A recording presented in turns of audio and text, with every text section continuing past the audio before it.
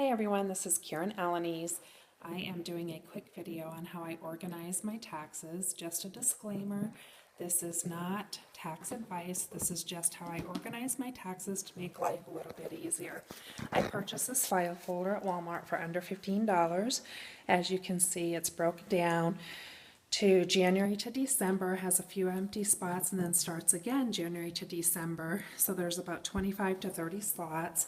So in the middle, I have labeled by category, and there's enough for 2 separate months of tax organization.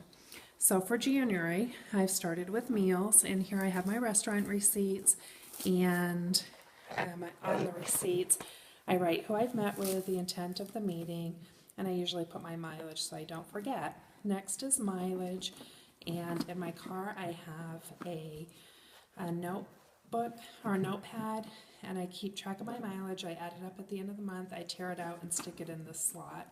Makes it a lot easier. It's my biggest tax write-off. After that is travel, so this would be your SOAR events, any incentive trips like Maui or Naples, and then convention and so forth. That would go in this area. Next is PayPal and Square, and these are your fees. So my PayPal fees and my card reader fees, I print them off once a month and I stick them in here. After that is inventory, and in inventory at the beginning of the year I have to report how much inventory I have. At the end of the year I have to report how much inventory I have in wholesale. And then throughout the year, you have to keep track of how much inventory you're selling and buying.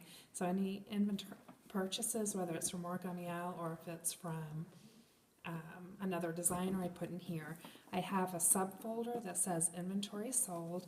Anything that I sell to another designer or to a customer, I keep a receipt for, and I stick it in there because all of your numbers have to add up at the end of the year. So if you're trying to sell inventory and not keeping track of it, something's not going to add up at the end of the year. Next, I have advertising. Any advertising money that I use goes there. Next is postage, and that is business dedicated postage. So anything that you're using your postage for, like your mailings, you can write off, or I can write off.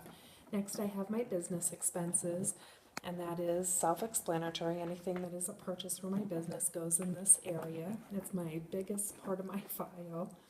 After that is my bank and pay quicker statements. This is a great double check system. I print off every month my bank statements and my pay quicker statements, and I make sure I have receipts for everything.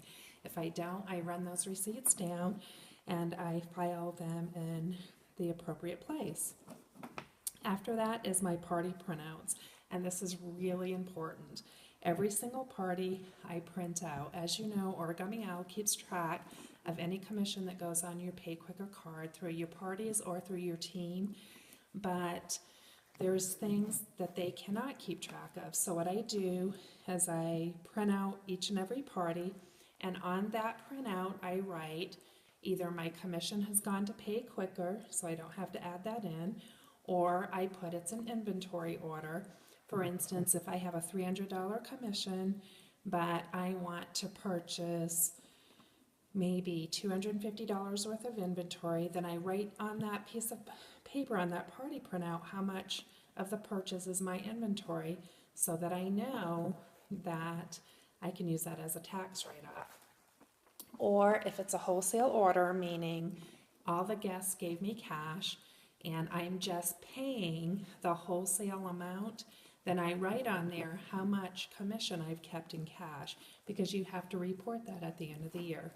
Next are just blank spaces, and you can use those for home office or any other expenses your tax advisor tells you. These are my W-2 forms. So at the end of the month, what I'll do is I create at the beginning of the year an Excel form, and I'm going to make categories just like these labels. I'll pull all of these out, total up the numbers, put those numbers in my Excel file under each category, and then I'll take all these receipts and put them in an envelope and label it January of 2015. I will then start in February all over. You can see I have meals, mileage, travel. I already have some receipts in here. These will all be for February. At the end of the month, I'll again total them up, put them into the Excel file and then pull all the receipts out and put them in a manila envelope labeled February of 2015. If you do this and you stay on top of it, there's no reason to be stressed about your taxes at the end of the year because you will be organized, you'll know what your incoming and outgoing money is every month, and it really, really reduces your stress. Hope that's helpful.